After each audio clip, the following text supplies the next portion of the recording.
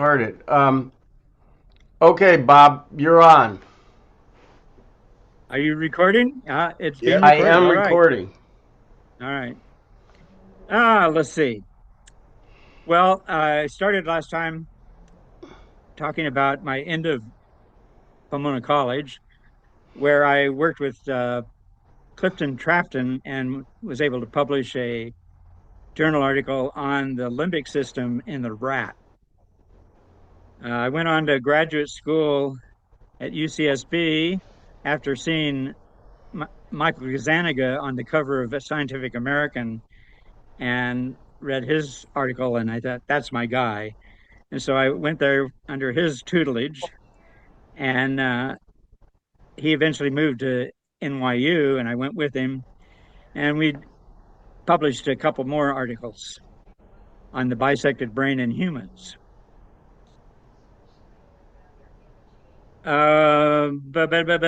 Let's see. Well, let's put a picture on. I'm tired of looking at Tony. Oh, we're in the wrong spot. Let's put a different picture on. That's not right either.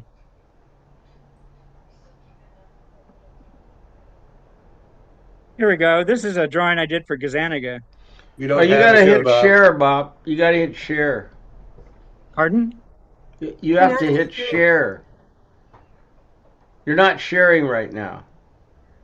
Yeah, I'm not hearing or you're not hearing. You're You're not not sharing. sharing. You're not Sharing. sharing. Well, I'm not sharing. Okay, let's see You're where the selfish. share button is. Share button. I don't see any Sharing is share button. caring. Oh man. Otis, are you planning on wearing the hat for the entire presentation? I am not. I hope As so. soon No, as you don't. this picture goes As up, I'm long as you taking it made your off. appearance, that's okay. But you're not even wearing the hat or the mask, at least. Well, I'm wearing. It's very Um, uncomfortable. It's as uncomfortable where as the mask is. where is my share? I don't see my share button at all. At the bottom, Go down. You have all to the way to take the your bottom. It's There an we go. arrow in the Okay. box. bottom. All right. Now we're Now sharing. you're sharing. Let's Yeah. start again. Well done. Gee. Okay. Here's Natalie Neuron, drawn by me for my mentor, Michael Gazzaniga. Um, get it. Ignore that. It's fairly accurate and not completely. Um,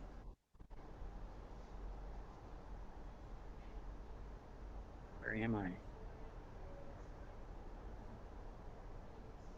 Okay, I left NYU where we did brain research on humans. Um, I stayed there as long as I did because I wanted to see how we spent a $270,000 grant between the three of us. And what we did is we bought a computer, which we had a computer, but we bought a bigger, better computer. And that done, I decided I did not want to be a professor. I did not want to be a grubber, and I wanted to get the hell out of Dodge. So I moved back to Isla Vista. And Isla Vista at that time was right in the middle of the riots. Actually, it was just before the riots. And my plan was to join up with a couple other Pomonoids who had money and buy some rural land and start a commune.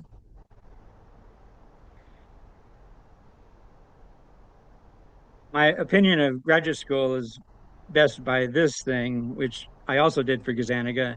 This is what I conceived of as brain research. He'd just gotten a grant to have a trailer that he could turn into a lab and take it around to all of his split brain people. Meanwhile, I was on campus at Santa Barbara.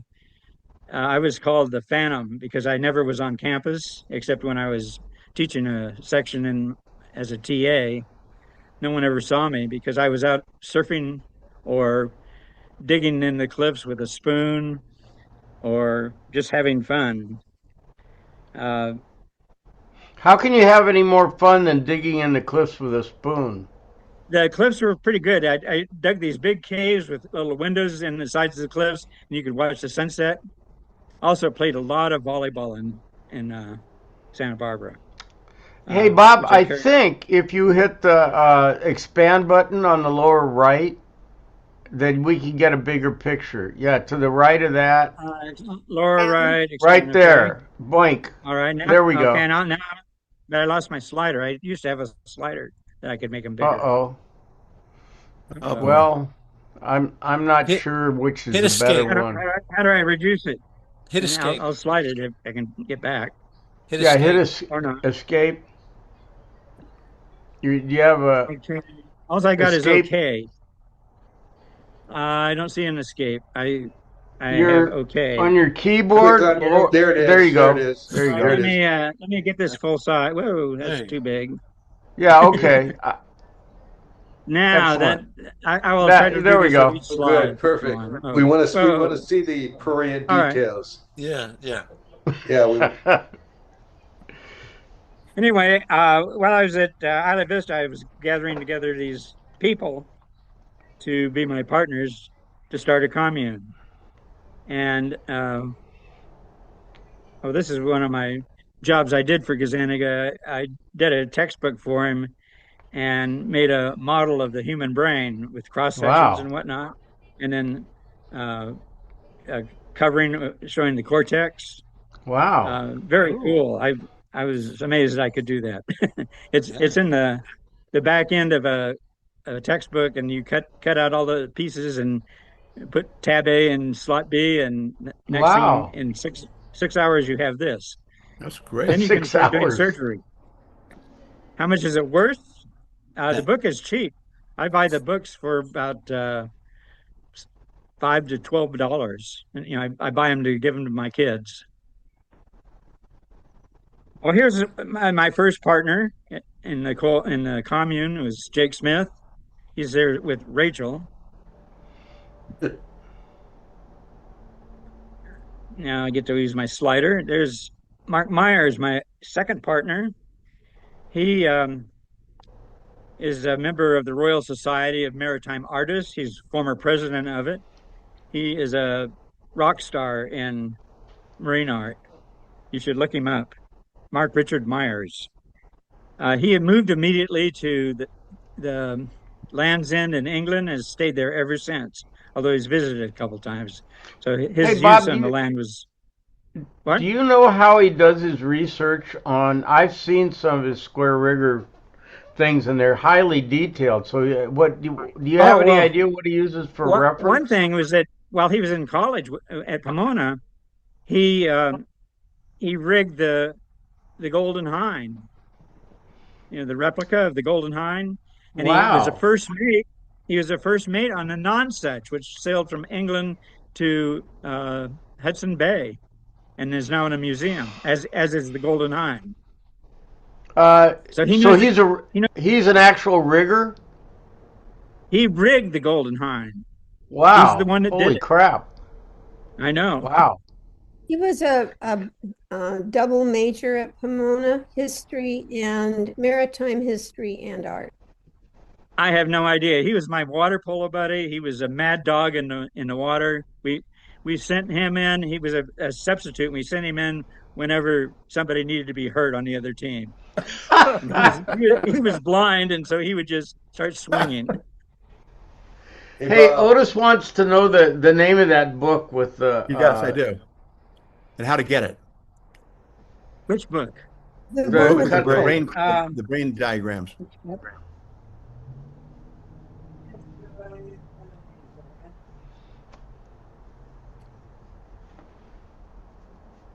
I guess he went to get the it's book. Fundamentals of Psychology with Michael Gazzaniga. Okay. Parts are right in the back. That's amazing. My next partner is Larry Swanson. He was my roommate for a year at Pomona until we got kicked off campus. And then he was a roommate when we moved into the suburbs and created havoc there, getting lots of police activity. Uh, a lot of people complained about the noise and general boisterousness of our nighttime life. He is a neuroscientist at USC. He's former president of the neuroscience organization across the country. So he and I were both working with Trafton at Pomona, and we were both doing basically the same thing. Went on and kept doing it his whole life. I didn't. Hey, Bob, that brings up a question which I've never asked you before, but it occurs to me, have you ever had any regrets about bailing on that career? No. I I saw myself becoming an old fat man, flirting with co-eds and saying the same jokes over and over and over, which is what I experienced in my college life. And so, no, I don't think that was what I was cut out for. I got the hell Okay. out of Dodge. I was really happy to leave graduate school. Well, this is Pat, my You know, last I, partner. I was just What? bringing it up because these guys have been quote successful. I think you've been successful too, but just in a different mode of life. Well, thank you. Uh, they have more to show for it, though. Yeah. Okay, at this point, I had my crew together. We all had the money except for me. I had to work as a what was called a runner in Francisco Torres in Isla Vista for 6 months, doing double shifts to get my end of the steak together. While I was there, I went up to Black Bear, the commune of the Diggers, up in Fort Jones or near Fort Jones, and checked it out. They were in some kind of transition from being total commies of all eating and living together into they were coupling up and everyone was building a little cabin somewhere in the woods, and it was really a transition time for them. So I didn't get a real good grip of how things worked there, but I checked it out because that's what I thought I was going to do. Anyway, we returned to Isla Vista, enjoyed the riots, and watched the bank burn down. And then I moved to Garberville in my VW bus with Pat, with everything we owned. I think we had $300, and I I bought our food was we bought a case of mackerel and a big 100-pound bag of dog food, uh, and that was basically the fare. That and whatever I could run down for that first summer. My bus broke down on the way up the switchbacks, and we had to have it towed to Frenchman Creek, and it was parked there, and that's where I spent my first summer. And there were about two cars a day that would go by, and those two people would always stop, and we would chat and compare notes, and they eventually became the subject of Super Chicken. All the people I met on the road there became characters in this comic book that I did that winter. Um, and I chronicled sort of events that actually took place among that group. And one of the principal characters was Freewheeling Frank, who I call Careening Frank. He's in the bottom picture there. He was a former Hells Angel, a secretary of the San Francisco Club, and whoa, he had a he wrote a book with Michael McClure about his life, which is a great book, hard to find now. I've seen one copy for over $100 used. Um, I read it back then and would like to own one, but as I say, they're hard to find. Here's a page from his book. He also did a couple books of poetry, and he would perform. He did live poetry readings, like for the Grateful Dead and stuff. He was a total speed freak at this time. Here he is with Michael McClure making a tune. And here he is with Janis Joplin. He was Janis Joplin's boyfriend briefly. If you ever see the movie Janis, the very beginning of the movie, Frank rides in on his chopper and Janis is on the back. Here's Freewheeling Frank with a boyfriend. That's me. This is after after we parked my bus at the creek. I spent the summer there, and then it started to get winter time, and David Rubin, the shrink pomonoid, came by, and he looked at my VW bus, and I was never much of a mechanic, and he said, "Well, your problem is you have two spark plug wires off of your four cylinders." Oh My my God. 36, my 36 horsepower uh, VW just couldn't make it up on two cylinders up the switchbacks. So he put those back on, and he bought my car for, or bought the bus for $500, and he drove it all the way up to Montana and Wyoming, and then back down to Arizona. Uh, so I really didn't have to be stuck at Frenchman Creek all that time. I used that $500 to buy this trailer um, from my neighbor Morris Anzini, who owned everything from my property all the way down to the Eel River, about I don't know 6,000 acres. How big? And he, How big was your land? my land was 60 acres. It was like a hundredth of his. Anyway, he had a former tenant that was on the lam for car theft, living in Mexico, who owned the trailer down halfway to Alder Point. So through the mail, I bought this trailer with the $500 I got from David Rubin, and I had Morris pull it up to the potato patch, which is a little meadow, a little 3 acre meadow on my land, and here it is, and that's where I lived, and this is how the first summer solstice party got started. It was me, Freewin Frank, and Joe, his wife, Joe Reynolds. And I don't know if there's anybody else there. It was a party of three, and it wasn't made into the first summer solstice party until the next year when I started thinking this has got to be history.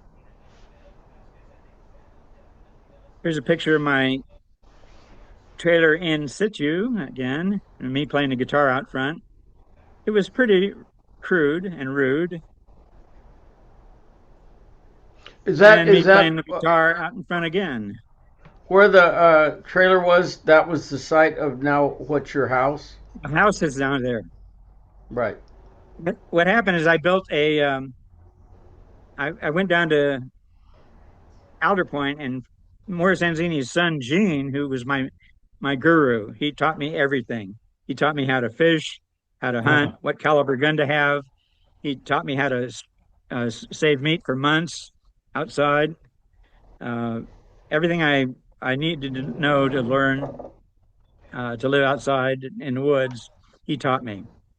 Anyway, he bought two houses down in Alder Point, and I bought them from him, and then I tore them apart with my wife Danette, and we brought them up and built the first room onto this trailer as a cabin because she was pregnant and going to have a child. We needed more space. There's me with my guitar and gun, the other critical feature of living in the woods. Okay, here's the probably the second summer solstice with Jake there. And here's Jake again. I still have that wig, but I left it there for propriety. Here's Freeway and Frank again, and me at probably the second or third solstice. Here's Let's get these blown up. Here's Jake and Darby Langdon and James Fritz, who was a star football player turned MD. Um, Darby eventually ran off with another friend of mine, John Wood, and went to Maine. Fritz is now living up in the islands outside of Seattle as a doctor.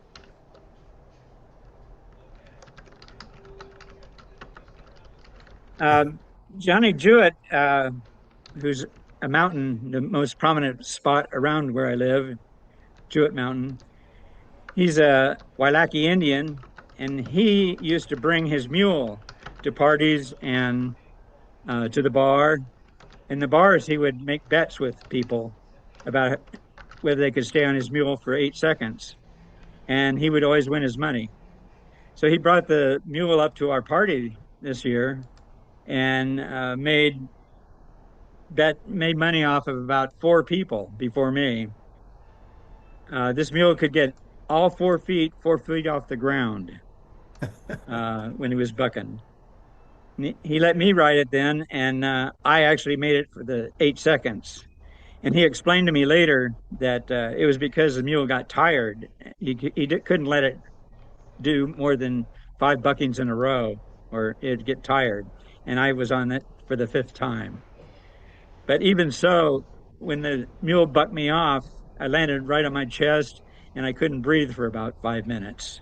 So it was quite a mule. Johnny also would say he'd get on his mule and go to a party, and then he'd get drunk and he would either wind up in a creek somewhere or he'd wind up on top of the mule in his barn. Sometimes the mule would just take him all the way home. Sometimes he'd buck him off in the middle of the night.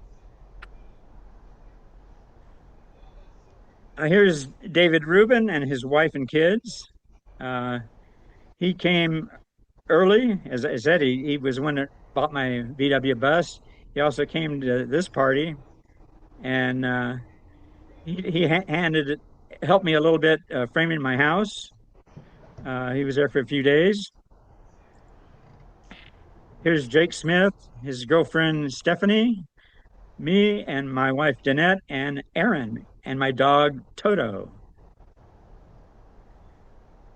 This particular party, I was all programmed for beer. The whole idea of the party was um, I like the keg at Pomona. I like the Saturday keg that the Fidels threw. I thought that was the way to go. And so when I first thought of these parties, I thought for all these stretched out professors and professionals, this would be a good way for them to get away and decompress and have a Fidel keg for a weekend in the woods. And that's basically how I framed the whole thing. Uh, we would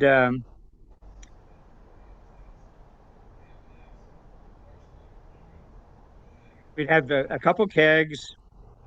We'd have we would roast some meat of some sort, squirrels, rabbit, deer, venison, and we would smoke dope, drink whiskey.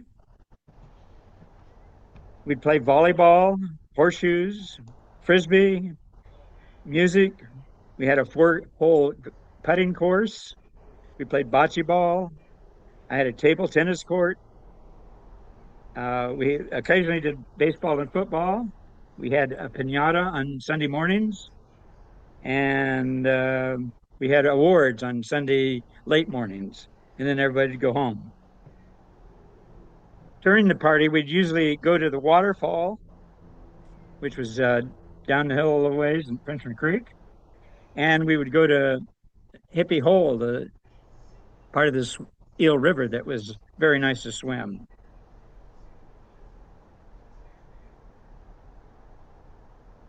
This is me and Larry pointing out where I just puked because he brought I was all set up for beer drinking as I'd always done before, and he bought a bottle of vodka, and so I started drinking his bottle of vodka, and I went way over the top real soon. And then here's Jake and Larry dragging me to my feet again to further humiliate me. Here's the garden that I grew in the potato patch. It was 100 by 100, provided all my vegetables, and I augmented that with whatever meat I could shoot. Here's the house I built. This first part over here is the cabin that was on built onto the trailer. I pulled the trailer out and sold it, and built the second story house onto that. I Very originally cool. I had the master bedroom was down here in the bottom in the corner, and I had a upstairs porch, outside porch up there. I thought would be really great to go out and look at nature, but it would rain on the outside porch, and the rain would come in and land on my bed in the master bedroom. So I decided that that wouldn't work, and I built a tower there instead uh, to keep the rain off. The whole upstairs was supposed to be my studio. And here's the north side of the studio. I had 2 stories of glass, so I could do excellent color work. And it wound up I never did any work, no artwork in the upstairs. I always did it on a kitchen table. Later, I got a pool table with a piece of plywood on top, and I would do it on the pool table. But I never did any artwork in the place I built for it. I'm apologize for the quality of this. Oh, here's the front of the house. This is a basic look at what the first cabin I built onto the trailer. I'm sorry these Very cool. pictures are so poor, but oh, let's go back. Let's go back. None of these pictures are mine. I these are all given to me. I never took a camera to the party until around 2009. So what you are getting is a potluck of things that have been given to me. I have no pictures from 1995. I have no pictures from 1979 through 1987. Uh, I have no pictures from 1990 to 1992, and I have no pictures from 94 and 95. So if anybody has pictures like that, I would love to receive them and add them to the archives. I mean, we're missing probably about 15 years of this solstice party. And even so, we have over 300, almost 400 pictures here to show today or someday. Uh, Goats were a big passion in my life. I always had between 3 and 7 goats all the time I was at Garberville. This is one of my moms giving birth to some twins. This particular mom had quads, which is very, very good for the goat business. You get probably at least 2 does, and you get 2 things that you can throw in the freezer if you have a freezer. For me, it was a screen box that I would hang and uh, let the air dry the outside to a crust, and meat would keep that way for at least 3 months during the wintertime. You can just slice off whatever you wanted fresh, and the rest would heal over again. Here's another set of twins. Here's Jake. I can't see when these pictures were taken. I've lost my.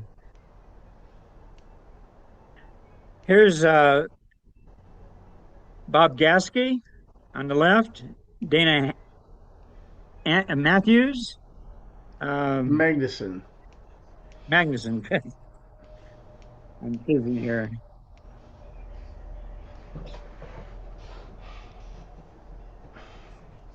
Um, but I thought I have these titled so that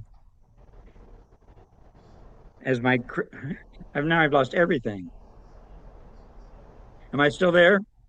Yeah, well, You still on we just see share? your folders now. Yeah, that's good because I lost everything somehow. Um, where were we? Wait, There's Jake. there we- So yeah, right there. There you go. yeah. All right. We have a Russian guitar player. Um, oh, now I got the titles. His name was Valerian. And on the far right is Gene Anzini, my guru. He taught me everything I know.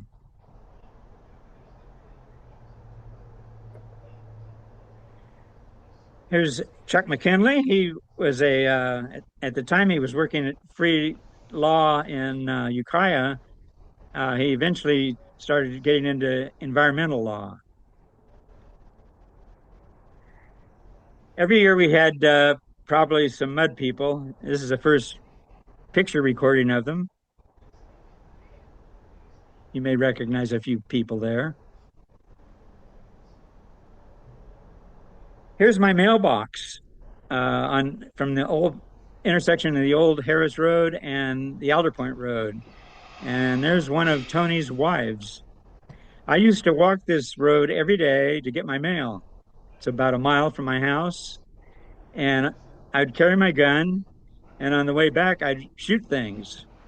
And out of that, I would usually get lots of squirrel, lots of rabbits, occasionally a edible bird, and about 2 deers a year. I would also see mountain lion and coyote fairly frequently on that route. Here's Peter Woodruff. This is we're at the 5 year anniversary now. Somebody played a practical joke on me and embarrassed me. And Fred Feller and Dana Magnuson and Tony are shocked. Here's Lowell Turner's truck. Lowell didn't make the picture for some reason. He's a professor at Columbia. Truck was Pete named Woodruff. his truck was named Homer. Okay. Homer, yeah. And he's at Cornell. Cornell, I'm sorry. I thought he was at Columbia. Well, Cornell, sorry. And here, can you see my cursor? Yep. Yep. Yep. Okay, that's Kiki Parker. There's Perry Parker, who then was a lawyer, a lowly lawyer, or in law school, now is a judge. There's Jake. There's Paul Happap, a fine jeweler. And there's Dirty Red, otherwise known as Jim McAtee. He started out as a contractor and became a lawyer. I think he worked for defending people first, but then he went to the other side, the dark side, and has No, become vice a versa. I started out DA. prosecuting. What? I started out prosecuting. I became a defender. You need to turn up your volume. Yeah, he was a prosecutor first and then a defense attorney. Oh, really? Okay, well, that Yeah. we went to the light side then. I have you all wrong. Here's Jim McAtee and Jake holding one of Jake's famous old Jake Smith whiskey bottles. Here's me and Rogelio Gama and his wife Irene. Here's Paul Happap, Jake, and me. We're at the 6th anniversary now. All right. Right after that last slide, I ran out of jobs illustrating books and had to go to New York to beat the streets to get more work. And when I got home, the very night I got home, my artist friend from Alder Point, Frank Chorka, who is the guy that invented the fist for striking, that's what he's most famous for. He's also a fine watercolor painter. He knocked on my door in the middle of the night and offered me $1,000 a pound for all the dope I had. Up to that point, we grew dope and just gave it away, mailed it to our friends, you know, compared it with each other's dope, and just had dope parties. Dope didn't have any monetary value, but he offered me $1,000 a pound, and I said sold. And at that point, I became a professional dope grower. Anyway, I talked about this to my friends here, McEntee, Pablo, and Gama, and they wanted to see how it operated. So I took them down to my garden of 10 plants, and you can see how skeptical they look. But those 10 plants, within 4 years, it was $1,000 a pound right here. Within 4 years, it was $4,000 a pound. And so that 10 plant garden could produce $20,000, which was a nice cushion for a starving artist. Here's Hippie Hole on the Eel River down by Alder Point. And this is where we would go every year. This is Perry Parker and Dana Magnuson again. Let's get them bigger. I got to remember to blow these pictures up. Here's Shirley Neal Stimson, my not stepfather. He's my Father-in-law. father-in-law. There we go. My father-in-law and Dana Magnuson, both drunk, rolling around in the grass. On this is the seventh party. Oop. Now, what did I do? How did I do that? Frick. You can go forward. There you go. Okay. And here's Neil and Dana playing guitar again. Neil was very hot on his Fender. He could really boil the cabbage down. Here's volleyball, which I brought up from Santa Barbara. We played lots of volleyball at the party. And up to now, I've been sending out invitations on postcards.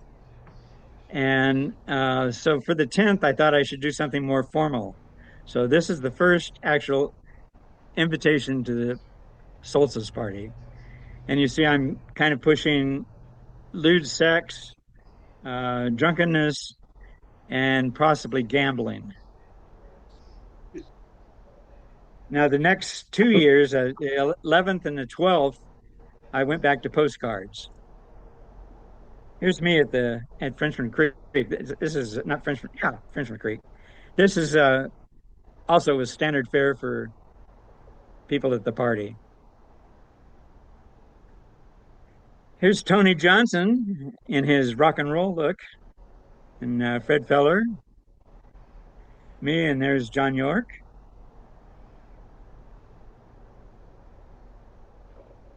I liked it better before. I've lost my crib notes now again. Here's Marcia Newlands, Jake, and Mark Sweeney.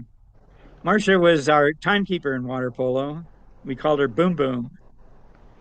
Sweeney is unemployed at this point. He was an expert at RAND and was spending his time going back and forth to Washington, D.C., talking to Jimmy Carter about energy policy.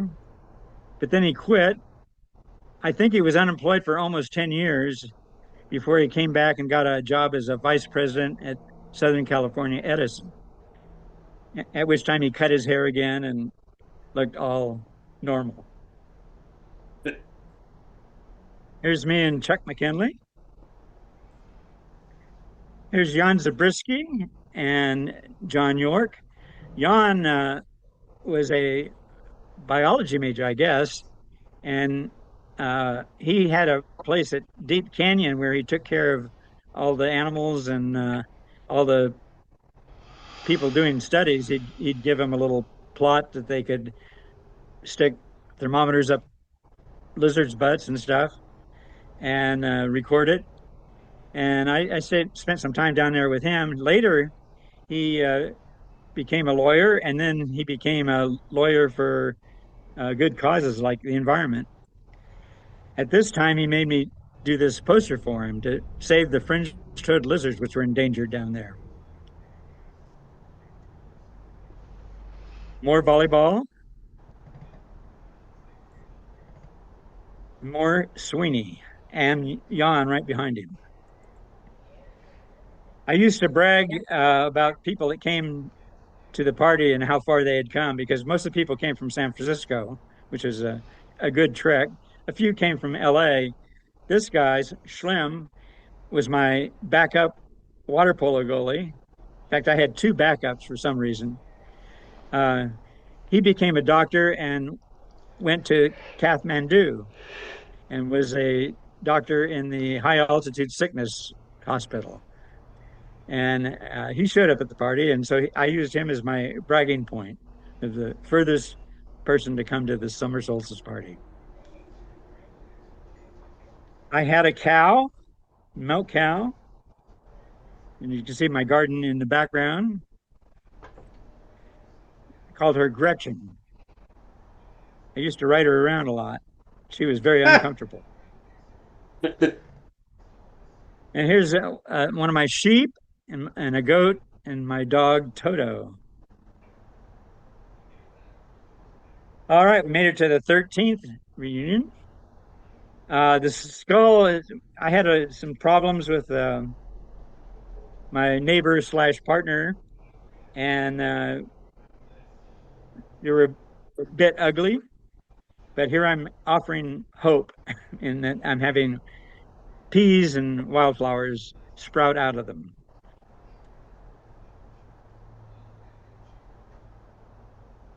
Now I don't even have a place to. I've lost my arrow. I've lost my crib notes. What's going on here? Oh, I can't move. there you There's go. my arrow. There's your arrow. I lost my curse is what happened. Here's Mark Sweeney and Marcia Newlands. She lives up in Seattle, swigging on some kind of whiskey, not Jake's. Here's Melody Siegler, She lives in Mexico. at the waterfall. She became a professor in Atlanta, Georgia, I think. And at this time, That's John York and Jake Smith got together and began a yearly hunting trip to shoot pigs so that we could eat them at the party. This isn't one of the pigs, but this was their idea. And here you see Jake and John executing a pig right there. More pigs dancing around.